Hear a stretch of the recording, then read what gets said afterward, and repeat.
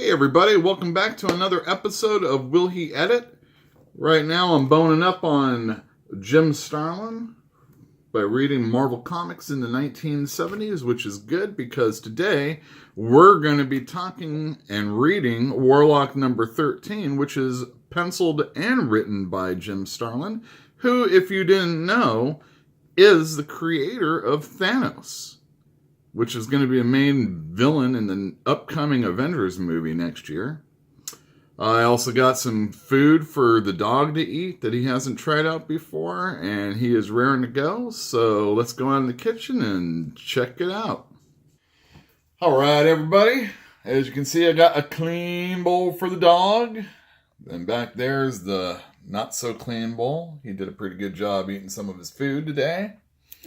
Took him a long time to get to that situation. Today we are going to do a canned food. Oh, I should have saved a lid from something previous. Maybe I still have one. Anyhow, I've got Nutro's Hearty Stews, Grandma's Farm Stew and lamb rice, chunks of gravy, or in gravy, and it's a senior formula, which is good because my dog is old. Things from cans he doesn't really like that much, but Nutro, once again, is the flavor of treats I often get him, and he enjoys those. Peanut butter, blueberry, that type of stuff. So, we're going to be reading Warlock and giving him some of this food, so let's see if he digs it.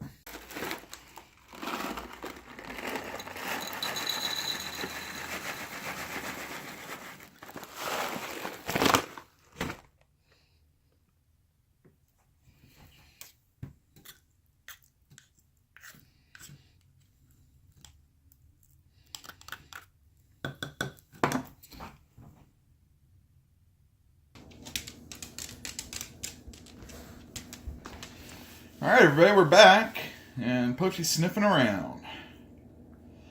Usually, things that came from a can he's not as into. Let's pull this back just a little bit. There we go.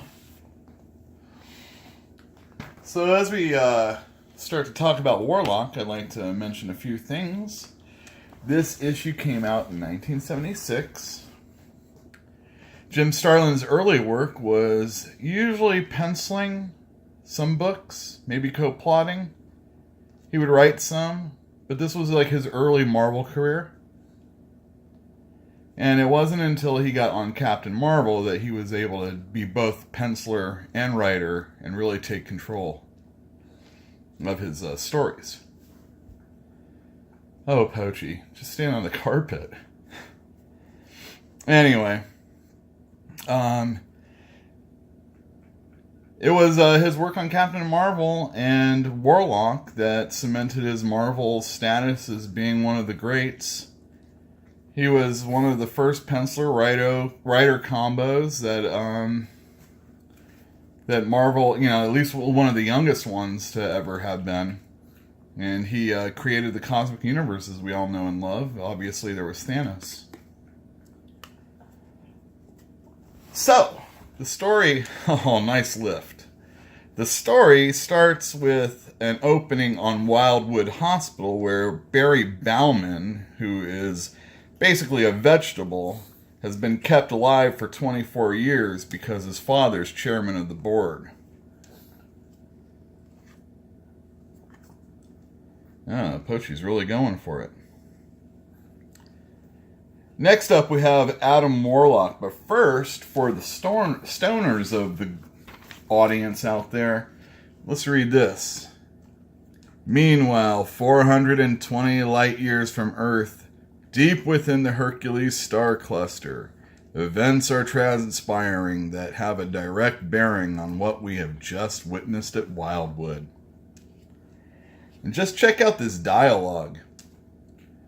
I came to this desolate sector of space to be alone, to decide what to do with my life, including my now multi-compartmental brain and the vampire soul gem I am forced to wear. But instead of the answers I sought, I found only new and frightening questions such as, have I lost all sense of reality? Or do my eyes truly see that which cannot be? And then he comes to realization that or I guess the question of a realization that he asks, do I really see the stars about me vanishing?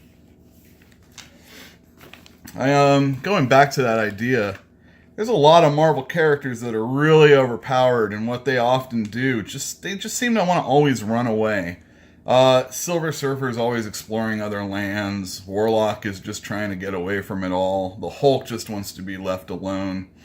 General Ross won't let that happen.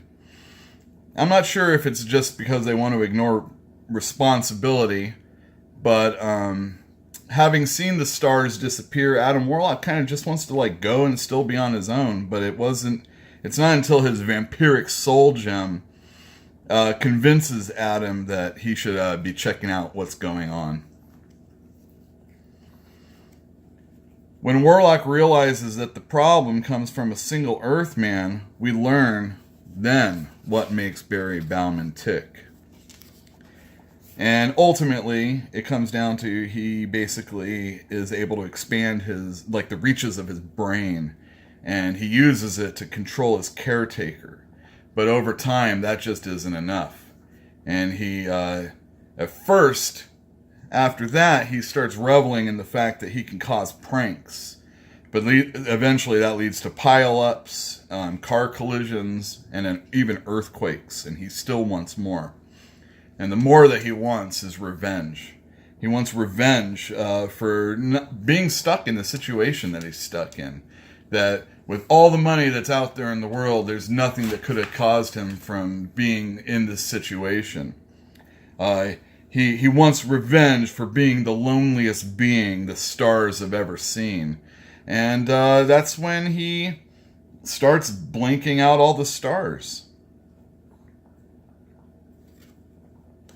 And that is until Barry feels an interference with the forces he's set in motion. And he makes himself known to Adam Warlock. And even then he senses a kinship with Adam. And even with the kinship that he feels that he has to destroy Adam Warlock. And it looks pretty bleak until our hero gets the upper hand. But, like a good politician, the Star Thief moves the goalpost and challenges Adam Warlock to a contest once he reaches Earth. All Warlock can do is comply. Meanwhile, Earth has learned of the stars vanishing, and everything goes tits up. Let me read this to you. This is ridiculous. This is what happens when Earthlings realize the end is near. Here's a radio station with the news. Well, tonight's big story may very well be the final big story. Thousands of stars have literally vanished from the heavens. Rumors about the end of the world are on everyone's lips. Riots have broken out in every major city of the world. People are being murdered and committing suicide by the thousands. As panic seizes mankind by the throat, law and order have become a thing of the past, and people all over the world are turning to governments that have no answers. Face it, folks, it looks like the big blow-up is just around the corner. And all that's left is Adam Warlock to save the day. But that's the end of this issue. It's pretty amazing. It's during the time when Marvel was running way more ads than story, it felt. But even those are way more nostalgic and seem cool to look at than the ads of today in comic books. And for the most part, the pages aren't that much difference. The price is a major difference, of course. And I like Jim Starlin's work. Him and a bunch of those Marvel space guys like Steve Englehart and maybe mystical guys. They really tell a fun story. And definitely take a play from the science fiction novel type storytelling as far as the characters are concerned. They get into a little bit more philosophical things than your run-of-the-mill superhero books. I really enjoyed this book. Pochi obviously really enjoyed his dinner. He's going to finish up with some water, and we're going to get out of here. So I hope you enjoyed this, and we'll see you next time. Don't forget to subscribe if you haven't, and also hit the notifications so you can know when we're going to have another video up. You never know when Pochi's going to want to try something out. And I got plenty of books I'd like to let you all know about too. So once again, signing off. Till next time.